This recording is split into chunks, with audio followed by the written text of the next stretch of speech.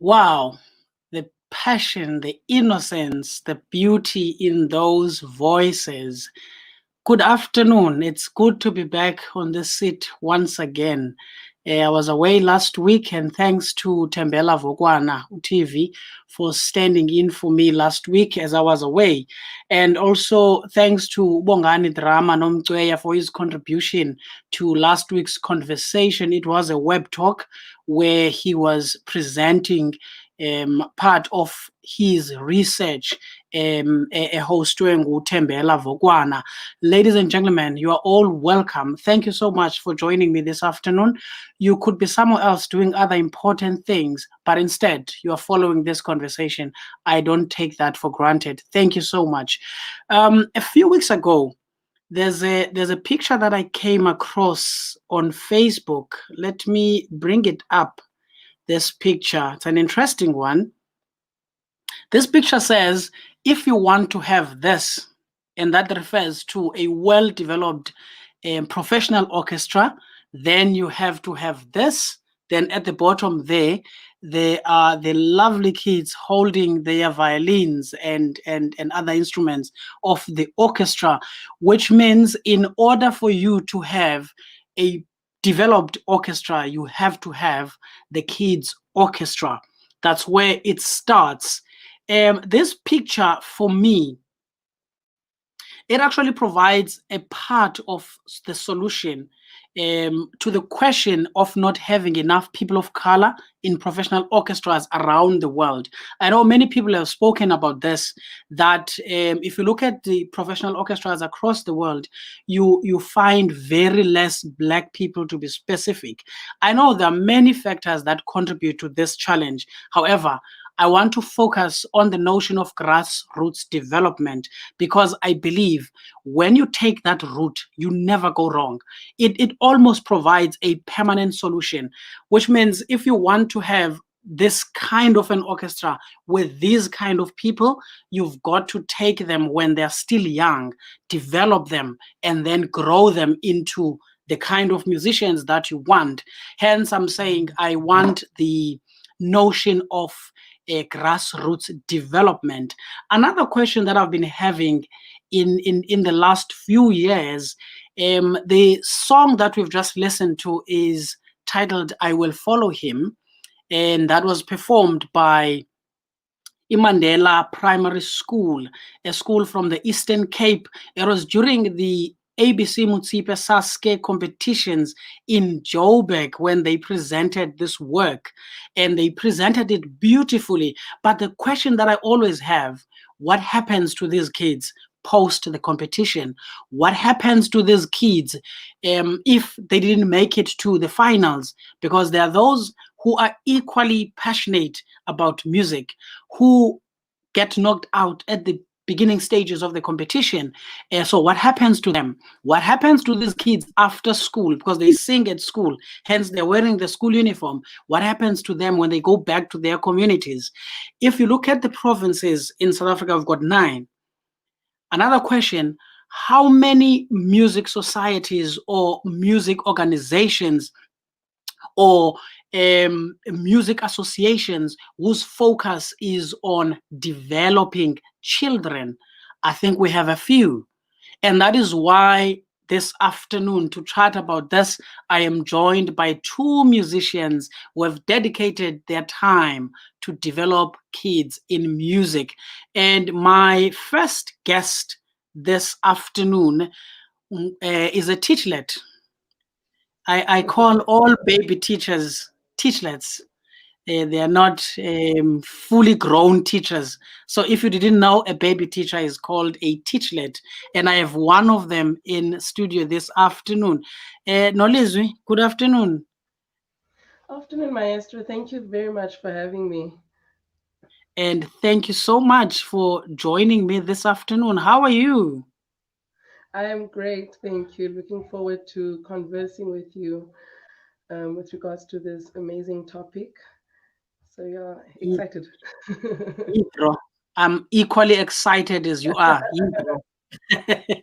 I'm really excited about this because you guys, you are doing what I always fail to do. In fact, let me say I am scared to teach young kids. I tried this year, when lockdown was introduced at the beginning of the year in March. I thought, okay, let me introduce my kids to music. One is 11 and the other is 8. The Mm. way they were so enthusiastic about it, sometimes I would be very lazy to wake up to go teach them. I was teaching them how to read and how to play piano, and they were learning so fast. You know, it was a wonderful experience, but I keep saying, if one would give me like 20 of these people, I'm not sure if I would cope. So I don't know how you guys cope. But let's kickstart our conversation. In fact, before we kickstart our conversation, let me invite in my second guest so that Nai abe part of this conversation. This one is a well-known composer. Everyone knows him. Um, he's no longer a South African composer. He's an international composer. Mr. Bongani Magatyana. Mawawa kunjani? Siyaphila khona kunjani Sibu? Kuhle kuhle Mawawa, and thank you so much for joining me this afternoon. Um, let me start with you, Nolizwi, because you are very young and you are very passionate. I've seen some of the work that you've done in the past, and I always want to know, when did this thing start? You know, when were you introduced to music, and who did that, and when was it? I was introduced to music I think it started when I was 6 years old, singing in a school choir at Kenya Primary School. And the teacher involved in doing that amazing movement, nudging me to the correct direction, was Liesl Gaffley. My mother was working for Liesl Gaffley at that time as a domestic worker. And it was in 2010 when Liesl Gaffley decided on a Saturday, she said, you know what, if you just bring your children with on Saturday to work, I'll be going somewhere to them. Little did we know that she'd be taking us to a place that soon became our second home. And on Saturdays, that became our home until my varsity years. I was on that day introduced to a project that was then called the MTN Music Education Project, which was run Mm. by Mr. Ronnie Samai at that time. And that's where I got the opportunity to play my first instrument, which was a recorder at that time, and later was introduced to, the flute. And I've had many of my firsts at the project, holding my first instrument, reading my first piece, writing my first, theory exam, and even my teaching experience. That's where I had, my first teaching experience as well. So one could say it all started at the MTN Music Education Project in Kills River. Oh wow! I've heard about it during the competitions, the Saski competitions. I can't remember the year when I was adjudicating with Liz. She told me a bit about that project, but I didn't know that you came through the same project. So what are you telling me? Yeah. You never had any music teaching experience in school where you went? There was no music as a subject. No, we had choir rehearsals. I remember at Mm. some point we actually had a music teacher who gave us, desk and recorder learning. But for some reason, I stopped because my mother could not afford, the lessons. Usually, a teacher would come in on a specific day, and parents would need to Mhm. pay for that, session. And after a while, my mother couldn't afford it, so I stuck to the singing part of things until 2010. I was then taken to the Ronnie Samai Music Project. Which is the case with all black kids in particular who go to township schools. The only thing that they Yeah, do there, it is to sing. They never learn anything beyond that. to sing. Even the arts and culture, if you look at the kids who are doing arts and culture, there is a music part to it. But I think the challenge is that most teachers who teach Yeah, in the schools don't actually get into that one. They just give singing projects because they themselves cannot yeah, read the yes, music. So you were very that's lucky. You were true. very lucky. Um, let's leave it there for now. Let me bring in Mr. Magatyana. But as I am bringing you in, Mr. Magatyana, I want to read Mrs. Matlakala Bupapi's reaction to this topic. I think she wrote a very interesting comment. Let me read it for you.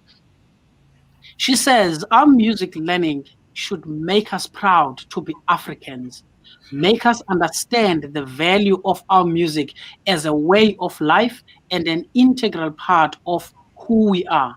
It should raise awareness and appreciation of all musics of the world, but be rooted in the real, genuine understanding of our own heritage. Music should not be taught for music's sake, especially in a culturally colonized choral environment like ours.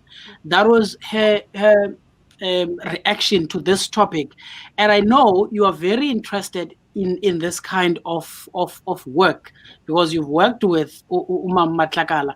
But I wanted to hear your reaction to this. And given the fact that we just I just spoke to Nolizwi Uchonai that there is no music teaching that is happening in primary schools. So what is your reaction and perhaps suggestion, Klambi, from this conversation? Ikhona into engavela. Mawa. Mandibulise kwakhona. I think Sibu umambopa Matlakala ubethe yona kanye. I think it is one of the reasons ezenzukuthi ndiqale this Khayelitsha Children's Choir. It's simply because the education system yethu does not cater for our music. For instance, prescribed music for his goal, you'll find that all 9 songs are written in a Western style. Even that one particular African song, it is written in a Western style.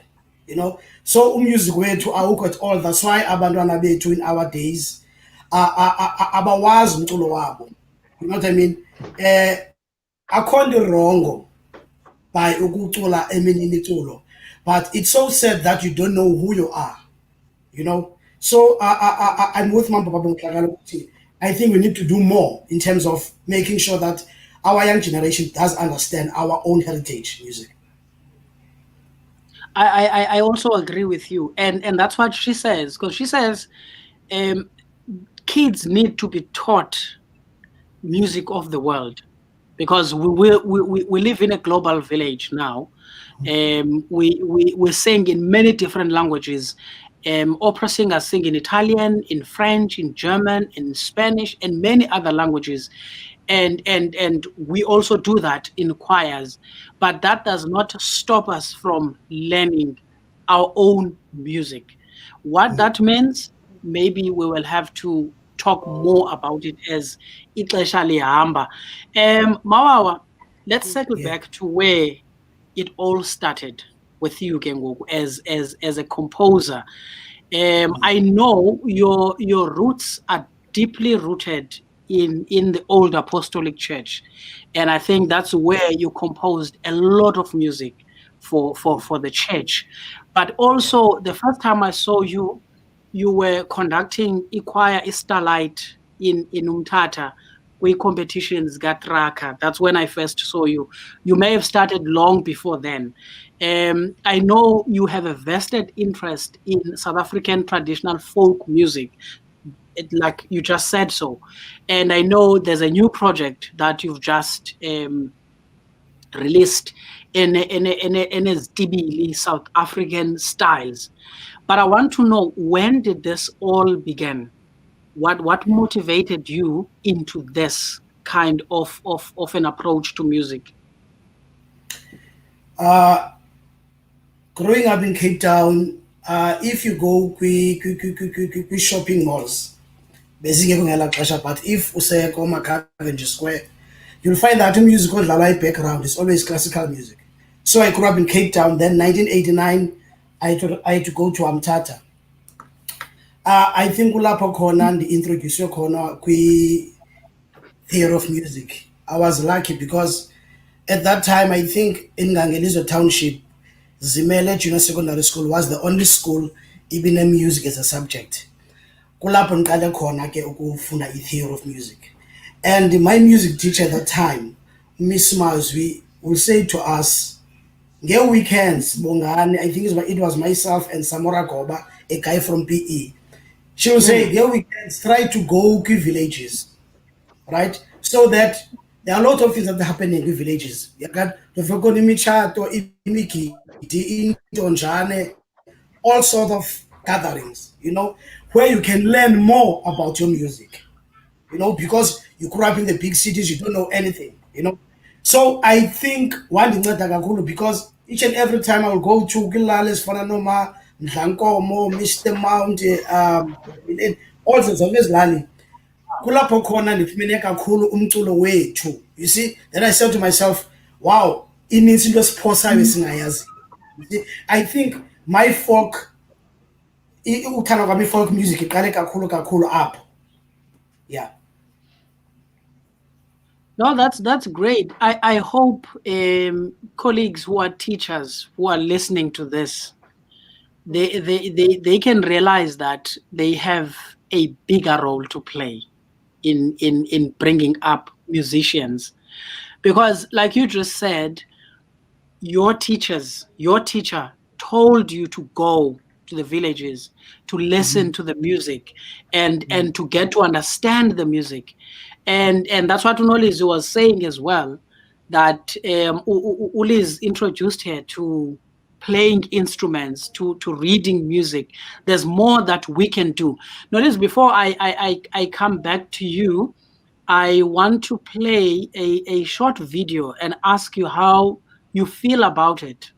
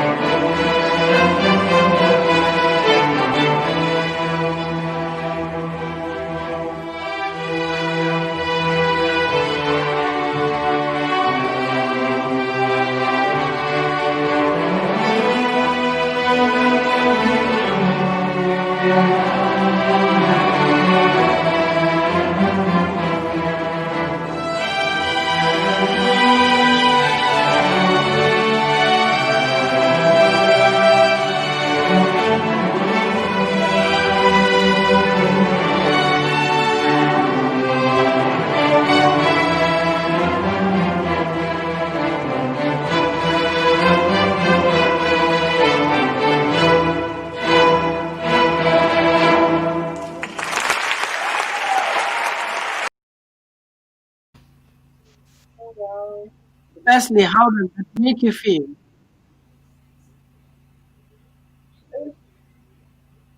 It's beautiful, and it's, I don't one feel, you know, you want, and when you see such things, you want such things for your community as well, you know. So I don't want to say envious, but it makes one want to do more to get to that stage. And it paints such a beautiful sight. You can see in the video, there's two generations of musicians. You can see they are the professionals and they are the little ones in the middle there. And it's a beautiful sight to see. And I can already, imagine and see the smiles the little ones have after such a performance, Hmm. even if they are playing, easy open string notes or one or two lines, but they feel like they're part of something bigger. And it also, I guess, such performances open up, the kid's eye to what could be, you know. So they feel part of the bigger picture, I guess. They get to experience it firsthand. So it's always great to see such videos. Thank you for sharing. Yes, you know, you're touching on something, this thing of the mentoring and nurturing. You've got a professional orchestra players Mm, inside that same orchestra and the kids, to motivate kids and to show them how it's done. It's something that I wish to see even with choirs, yeah. because we've got great choirs in South Africa. So this is the kind of work we should be doing. Tell me, you then decided from learning kulis wakula, then you decided that Mm. you are going to teach. You went to university. Tell me a bit about Mhm. what did you study in university, and what then motivated you to be a teacher, because young people don't want to be teachers. It is seen as an outdated, out of fashion kind of a career. So why did you decide to it on it? Okay, teaching for me, it feels more like a calling rather than, a chosen profession. Um, I remember I was in grade 5 when my father asked me, "What do you want to do?" And I immediately, the answer was teaching. I enjoy sharing information with others. I find joy in it. And as time went on, I got to realize that I enjoy it even more when it's done with kids. So the teaching profession, I guess, chose me. Um, I decided to study music way before, having to go to varsity. I knew I was going to study music. There was no one was going to convince me otherwise. And I guess as time went on, you get involved in church, helping out at Sunday school, and you realize this is actually me. This is where I'm happiest. This for me is home. And when it comes to instrument, teaching of music and instruments, my sisters and I, we've been all going to the project in Kales River, and we were fortunate. And the sad thing is that most kids who grow up in the township at that time when we went to that project did not know what a violin was, did not know, could not tell the difference between a flute and a keyboard. I remember once we were walking in the streets, going to school, to music school, and there was always this group of guys in the corner, and we knew every Saturday morning we'd meet them there, and they'll scream. My sisters play violin and they scream, "Ah, desperado," and my flute case would be going, "Ah, Jongaloa, petty keyboard." And for a while, I'd get upset. It's I keyboard, flute, it's too small to be a keyboard, But as I grew up, they were quite consistent because they were at that corner for a few years. And I think after a while, it saddened me. That's when I realized just how privileged I was. Growing up, most kids only see these instruments on TV, and when these instruments are in their cases, most kids can't really tell the difference. Most kids don't know the difference between a violin and a cello.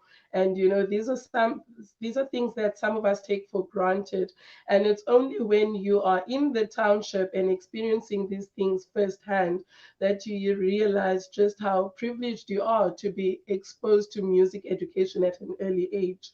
And I guess it's from those experiences that I decided, this is what I want to do. And every day as I do it, I'm proven each day that, I made the correct choice, as it brings so much joy to me as well, seeing a kid, getting an instrument for the first time. I always call it meeting their best friend for the first time, because the smile, that you see, the reaction. Some of these kids usually don't know what to say or how to thank you when you give them the instrument for the first time. And watching that bond as time goes on, as they learn to play songs, even if it's a simple song like Umziwacha, you can see that there's a certain bond that's growing between the child and the instrument. So to go back to your question, music teaching chose me way before varsity years, I guess.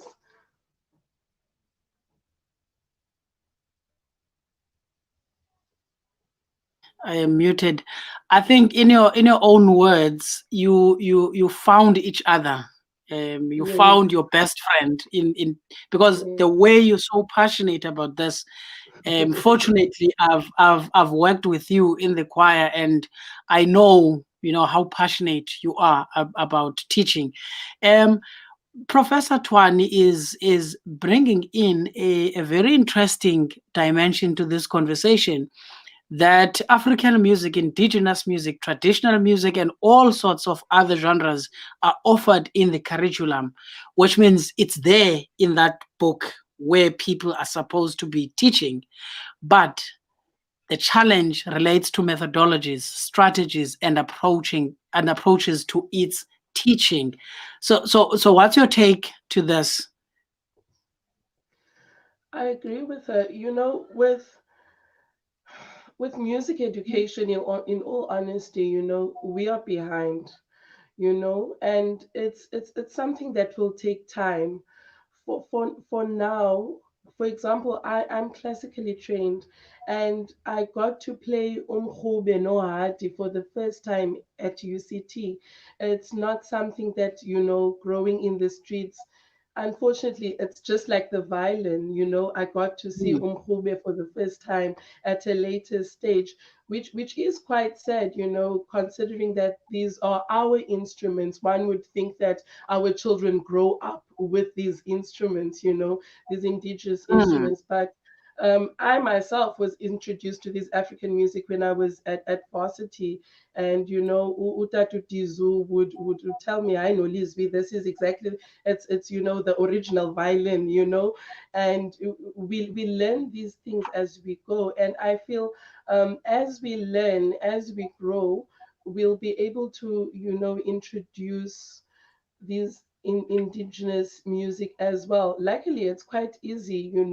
I'm classically trained, but if I'm going to be teaching a group of, recorder players, young recorder players, umziwacha, as a Xhosa speaking person, I won't teach them as London's burning, as it's written in our Western books, our teaching books. It's written as London's burning. But because I know my kids will relate to it as umziwacha, so it takes time.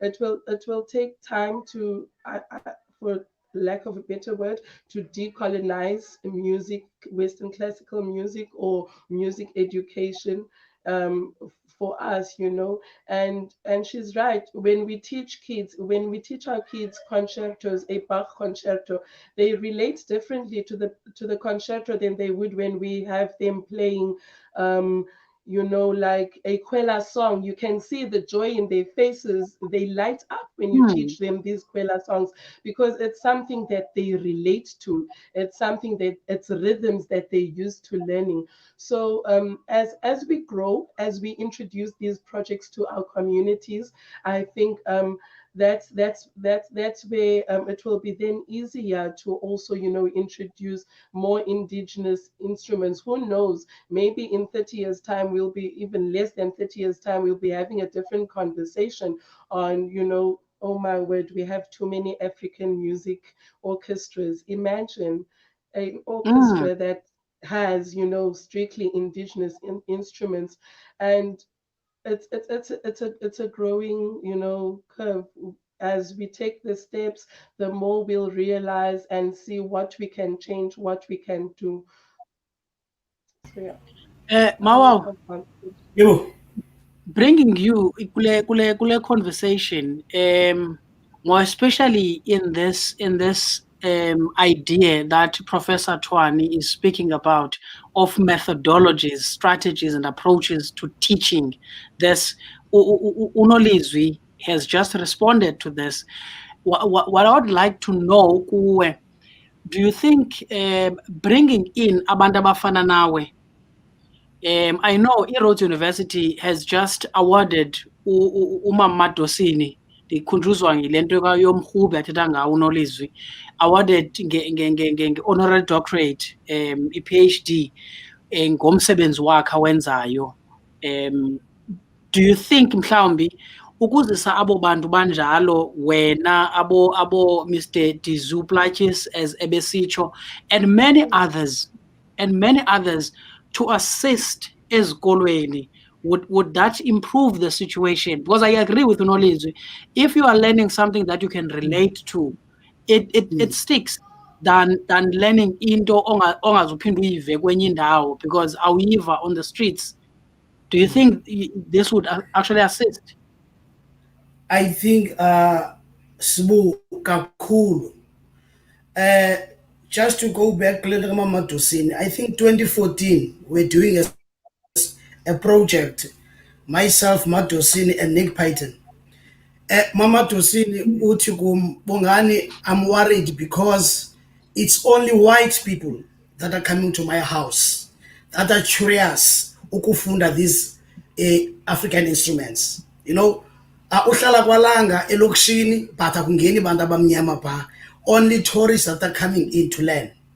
You see, which is siyenze ngokwethu ukuthi ayabi nasidima umculo wethu awabonakala. For instance, kumndedwa, going to choral competitions, you'll find that umculo wethu awucaterishelwa. You see, then now into engakhaterishelwa yobaleka kanjani, meaning zawukhwaza i-music structures ezikhona ukuthi if they can try to create a platform ezawunikwa i-value. You see, there are programs like Indoni, Ibuyambo, ezenza izinto zakwantu, ubona ukuthi this full festival ifocus kakhulu kwiinto zesintu, right? But when it comes to us, to our choral music, asenze enough. Engenileyo yancinci, bona mhlawumbe i-item A1 ebekwe phaa ekoneni eholweni and abantu lixesha labo lokuphuma bosela idrink ngaphandle xa kusenzeka yona. You see, so what I'm trying to say, I'm with Mamutwane to throw in abantu abanazo ezi skill to come and assist ezikolweni. You see, i-children's choir zawuyenza ilele kuloo nto kanye because ndithi kum white schools they do have i-band, right? Our black schools azinazo i-band. Lo mntana une-passion, each and every time when he sees a jazz artist on TV uyaphambana athatha icepha acule as a mic. But lo mntana uyazayibambe nini mic because isikolo sakhe doesn't cater for a room of ayibambe i-mic. Uyazayibambe i-mic mhla yena waziphandela at the age of 18 ufike ecula neband zabantu abashaya i-drugs nentoni because uyazikhangelela lento. Khange kube khona ekhuleni kwakhe i-room ecreatwayo for umntwana ofana naye. Our schools, they just give you only choral music. That's it. Then when you check, as I said to you yesterday, that even as I'm traveling, the Tibetan choirs like Chicago Children's Choir, you'll find that in that choir, they don't sing only choral music. There'll be a choral conductor, a jazz conductor, a gospel conductor. Abantwana, they are being exposed to miculo yonke so that umntana ezikhula akwazi ukuthatha i-line emfaneleyo. But our kids, they must be all choral singers. Then ureality uthi ekugqibeleni those abafana nam abangelenzanga ixesha that want to be a performing artist, there's only one room to be an opera singer. Question: what if you don't have that opera voice? No career for you. Okay, we have a lot of choristers that are roaming streets because there's no room for job creation in this choral thing esenzayo. You know what I mean? So that's why ndithi if nyani can bring abantu abanofaka more skills, omnye umntana mhlawumbi akalenzanga ixesha but aphele sitya ngomrhube like Mama Dosini.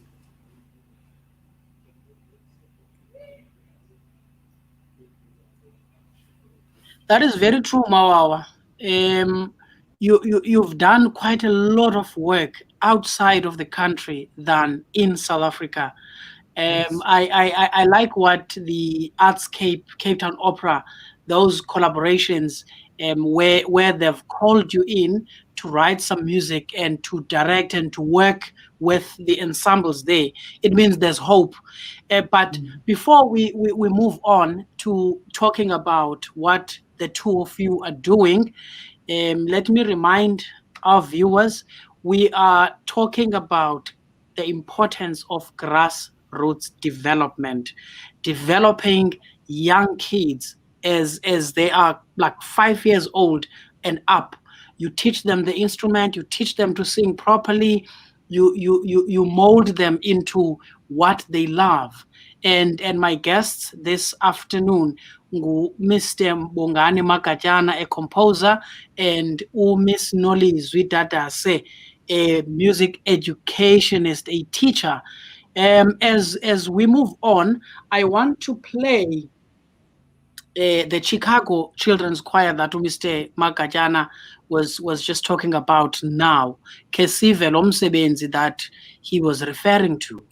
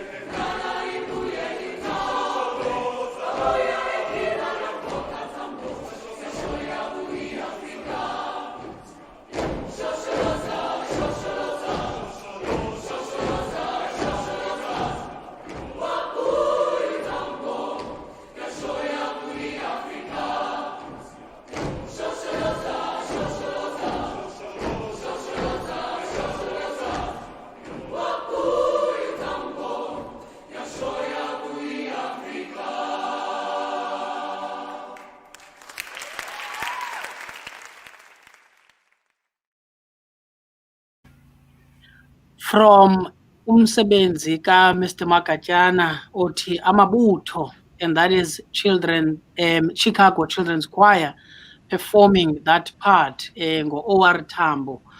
Nolizwi, let's talk about Bongilizwi. Can you tell us about that project? When did you guys start the project? What were the objectives? What have you done? You know, what, just everything about Bongilizwi. Bongilizwi was founded in 2013. It was founded by myself and Bongi Wenakani. And coming from the same township, SIC, when Bongiwe and I went to UCT, at some point we had the conversation, Huti, my friend, what happens from here? Nyani says, I'll perform my car. And I've never really been a performer. So I told her, listen, I'll fundis, I'm going to teach. And she convinced me. We had different views, but from that conversation, I guess Nolizwi came to birth. And since founding it, we started it really not knowing much about what we wanted to do. But, being a product of, these grassroots projects, I kind of had an idea. And the objective was to introduce, our kids to music education from an early age. Because in all honesty, when a child is not introduced to, music education from an early age, there's a lot that they miss out, considering, all the benefits that come from learning music from an early age. Kids who do music, they are better communicators, they listen better, and they have a more sense of responsibility, and they tend to grow up to be great community leaders as well. And that was the main objective, to also have our kids experience this, and maybe at some point, we'll be grooming other Nolizwis. Mr. Ronnie Samai from the project I started off at, so once said something very interesting. He said, Nolizwi, he calls me by my English name Monica. He said, Monica, you don't have to teach all the kids of the world in order to make a difference. And he said, teach one child, and that child will teach five more, and that five more will teach, and it will then expand like that. And I guess that was our aim as well. The baton was handed over to me, and I felt it be my duty to ensure that it carries on. So that was, the main objective when we started Bongilis. And we had this dream of seeing an all black orchestra, an all black kids orchestra playing these instruments. Because in all honesty, it's very rare to see the black face at a professional level in South Africa, you know and we wanted to make a change to that. So that's when we started, the Bongilizwi music project, and we started off small because funds are very, difficult to get. But when you have a vision and you believe in your vision, you invest in it yourself. So we took from our own sense, and we started by buying books because we wanted our kids to start writing and reading music. So we started with the theory lessons, and from there again, we invested in our vision, and we bought instruments. We started off with about 20 recorders, and the way it was received by the kids, was kind of a stamp to show us, you are doing something good. And since then, we've also done, Bongiwe is a performer and a singer. So since then, we've also done, projects, concerts where we'd call kids who are involved in Saske, we call them to come and learn more about the music that they are singing, and also teach them, a bit of theory, so that when the child does go, let's say, to national level, they can say, maybe I didn't make it, or maybe I did make it to that level, but I've learned something. So we do, every year concerts, we call it workshops.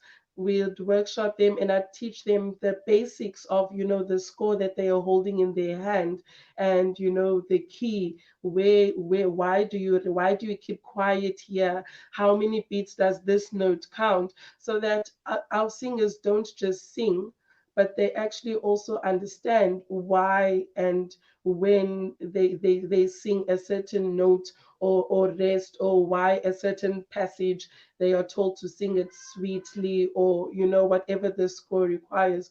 So we do projects like that. At the moment we have two projects. We have the Nolizwi music education project. There we work with kids from the ages 6 to 13. Our oldest is 13 in that project.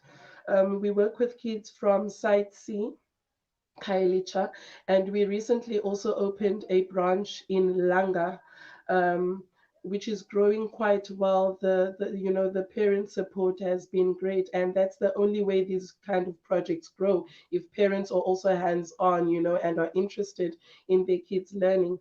So we started a project in Langa as well, and we're looking forward to next year, as we'll be starting, another branch in Strand.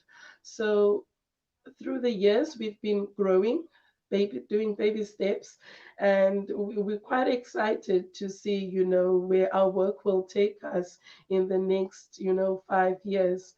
Who knows? Maybe our, small orchestra will be performing left, right, and center by then. But it's been a learning curve, for both of us, Bongi and I. And our most recent project, where it comes to singers, earlier this year, we started the Adopt a Singer project, which was welcomed very well by opera singers. We wanted to change the concept that in order to give back to your community, you need to have money. Yes, money makes things very easy, but you can also donate time. Your time means so much to the one who's at the receiving end. So we wanted to show, our opera singers, you know what, you don't need to open a big project. Start by adopting one singer and give back in that sense. And we had so many opera singers, getting in contact with us and saying, listen, I'm free on Thursday. Which school can I go to? And then lockdown happened. But I guess next year we'll plan better and, have these pandemic kind of things in mind. But it's been a great, learning experience, and learning and teaching experience, because as you go on, you also realize, what, I can change this in my project. This is how I could do this. So Bongilizwi, that's Bongilizwi in a nutshell. We're learning, man. That's great. In his song Yekela Mathwasa Angene, ucomposer utata ongasekhoyo uPhelelani Mnomia uneline ethi qeqesho soshoki baqeqesha abanye nabanye baqeqesha abanye sibheke phambili. And that is the concept of Bongilizwi.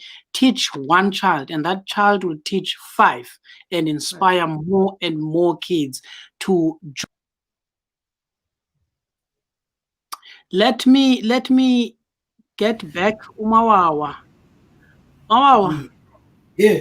you have started or you are starting a new project. I know you've done a lot, but this new project, the Children's Choir, is quite a unique one. I have not seen any children's choir in a Hayi township. siyaqhawukana. Okay, Asvan, can you hear me now? Oh wow, can you hear me?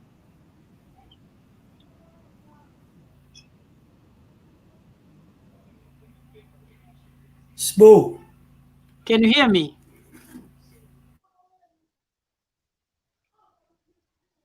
Okay, it looks like we have lost Mr. Magatyana. Usandiva wena Nolizwi, ne? Maestro. Okay, there are a few comments that I want to read whilst Mr. Magatyana is still connecting. One, Professor Twani, once again, she says South Africa needs to realistically embark on a huge program of decolonization of the music curriculum and stop sugarcoating things or window dressing such transformative issues in the country. Uzim6 has profiled you and Mr. Magatyana, and she says, you guys, your humility is heartwarming. And there's a suggestion from Umama Umandi Sanguza. I agree with this suggestion. Also, I would suggest that the Basic Education Department revive the teaching of music from primary level. The Department of Transkei Education introduced music as an examination subject, and I was one of the pioneers of that project. It motivated quite a number of students to study music at university level, and they became music educators. And maybe given these suggestions and comments that Professor Twani and Umamunguza have just made, perhaps we need a conversation like this on a bigger platform with more influential people who are going to influence the department, maybe through the ABC Mutsipe Saske project. I don't know, maybe the department will be persuaded to actually look into music as a subject back in the classroom. Umawawa is back. Mawawa, can you hear me now? Yeah. Yes, great. We have few minutes left in this conversation, but I want to know and know more about this project, the Kailicha Children's Choir, which I was saying it's a unique project because I've not seen any children choirs in a township. After you've been around the country. After you've been around the country, you are here back at home and you are establishing this as a children's choir. I know in a project like Nolizwi, eventually the kids sing, but that is not the main focus. Tell us about this project.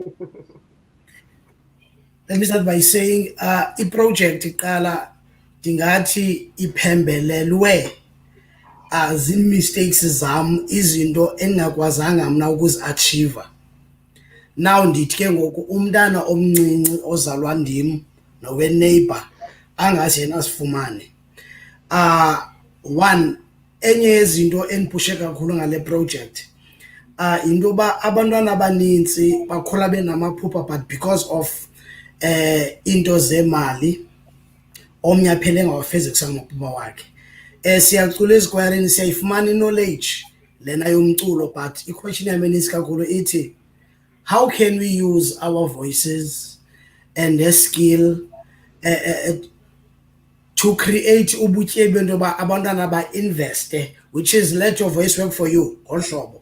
Abantwana ndifuna into yokuqala abazoyenza bazicreatele imali abazayi-accessa xa bena-18 years okanye xa umntana eqala i-tertiary institution.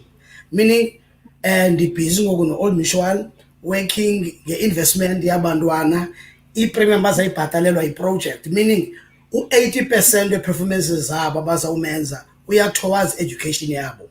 We know ukuthi some of them bangadropa out esikolweni, okay, before mhlambe umntana aqale i-tertiary. Lona udrope out, the program will provide for him as well, because zabe ene-premium zakhe azibhatalayo azenzelwa i-project, zenziwa nguye by the way ngevoice yakhe, right? Then odrope out esikolweni siyakwazi ukuthi boy, because of ukhulele lokishini waphazamiseka, let's take you uyokwenza i-carpentry, let's take you ukwenza i-welding, 6 months course, ufumane skill. La mali yakho investiweyo iyadrowa to start up, ikunike ilantuka i-startup kit to start your project. Wow, what a concept. I mean, someone like me and many others, I'm sure they were just thinking this is a choir, you're just going to teach them to sing, but we never thought of the business side, which is always the case when it comes to choral music. We always think about the artistic side and not the business side. I'm glad that in these conversations, you are bringing that up, and that you are doing it, and you're doing it for the kids. It looks like once again Mr. Magatyana is experiencing a network challenge. Nolizwi, there's another message. Prof Twane says this project relates in its form and content to the Zodino project Ms. Khosani and Prof Twane founded in Umtata. There's so much value in this, but without parental support and funding, the pace is affected. Now, she is bringing in the issue of funding. I wanted to ask you about that as well. Have you accessed any funding in any form?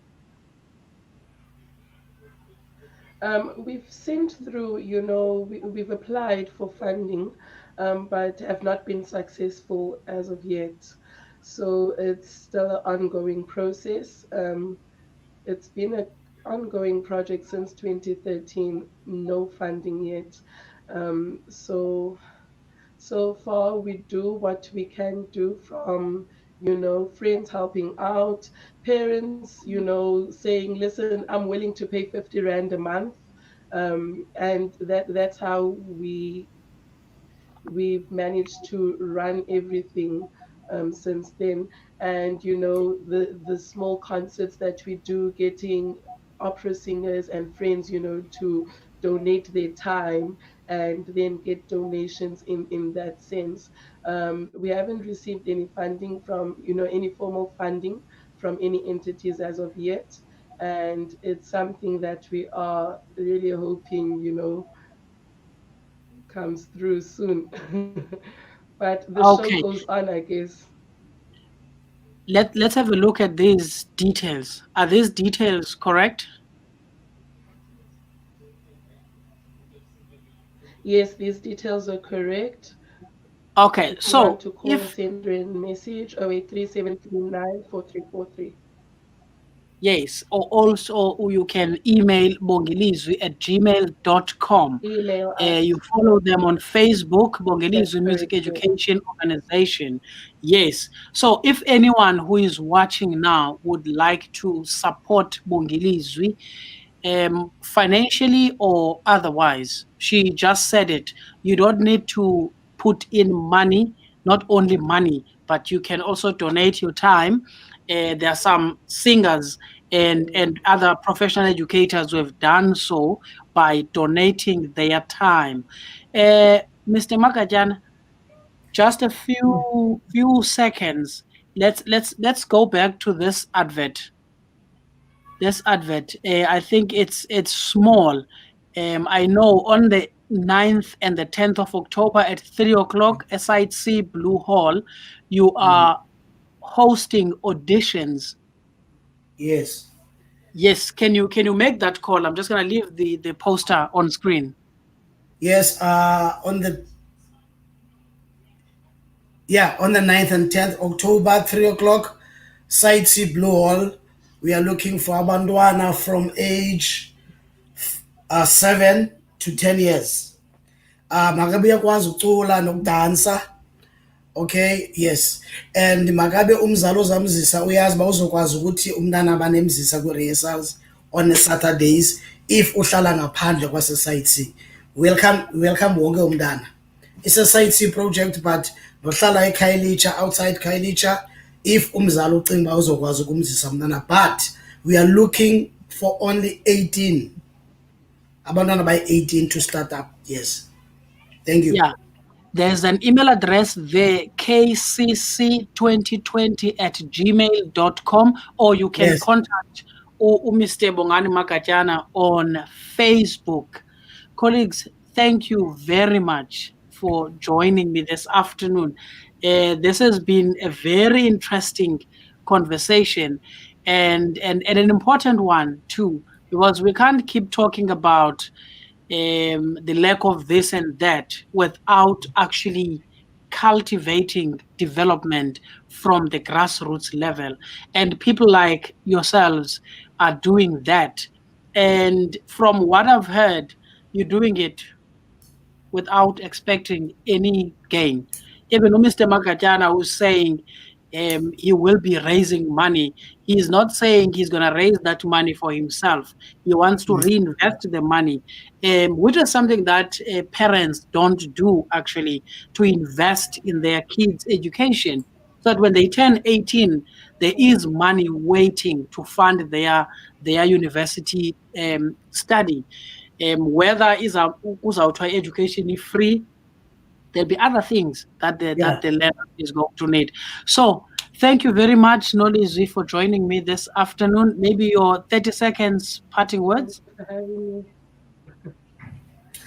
you so let much me say, for having me and for... Yeah, go ahead, Nolizwi. Uzawuza ngokumawa. Okay. Thank you for having me, Maestro. It's been a great conversation and also a learning experience, through all the comments that have come through. And I hope, for everyone that's been listening, it was worth your while. Thank you. Mawa.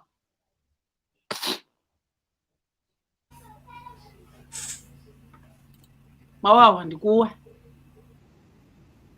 Hayi bhuti, mandibulele ngexesha lakho usinike lona, endithemba ukuthi abantu bakuthi kwindawo abakuzo sawuqala sizame madoda ukuphuhlisa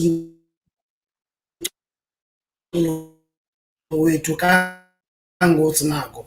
Ndiyabulela. Nkosi kakhulu Mawawa. As we leave, Mr. Vuisa Fihla says, Mkambi, I have a daughter who is passionate about choral music. My issue is exactly what you were saying regarding most arts and culture teachers, where they skip the music part of the subject. I also think there's a wrong culture of swearing at students or throwing off melodica at them when they are not understanding or following the song, of which I think that discourages some of the young choristers. We as parents also discourage our children from studying music at tertiary institutions. Iyaqhawuka phakathi, asiyibonanga kuba idlule laphi, but we get the gist of it. I know exactly what you're saying, Mr. Fihla. When we got to a high school, I didn't sing because of this. Sasibethwe junior, and I thought when we got to high school, I was asked, but do you want to sing? And I said no, because bengingafuna ukubethwa ndibethelwe into that I'm supposed to be taught instead. Ladies and gentlemen, thank you very much for joining me. Next week, we are back with an interesting collaboration with the music department at the University of Fort Hare. Sizawube sine conversation with composers. So I will be co-hosting with Mr. Tembela Vokwana, who is doing so much work in the research side of things at the University of Fort Hare. It's going to be an interesting conversation. I know composers like Umu Sankuna. Some people don't know him as a composer. They know him as a singer. We're looking at composer Bongani Ndodana Brin, also a South African composer, Andile Kumalo, South African composer, Baza Bebe Lapa, and I think Puti Umukale is going to be joining us. I know that's going to be an interesting conversation. I'm looking forward to it. But for now, thank you so much for joining me this afternoon as we part Nancy E. Drakensberg Boys Choir, another children's choir in South Africa.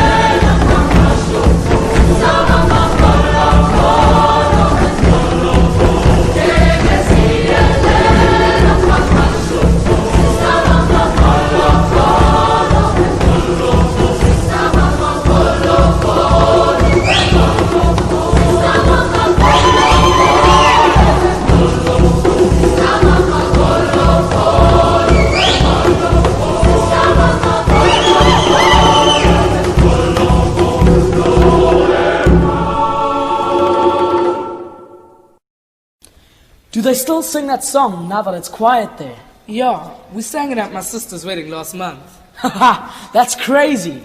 Is there anything else they sang? My best was a song about how they rode bikes and taxis in Marabastad. For 1930,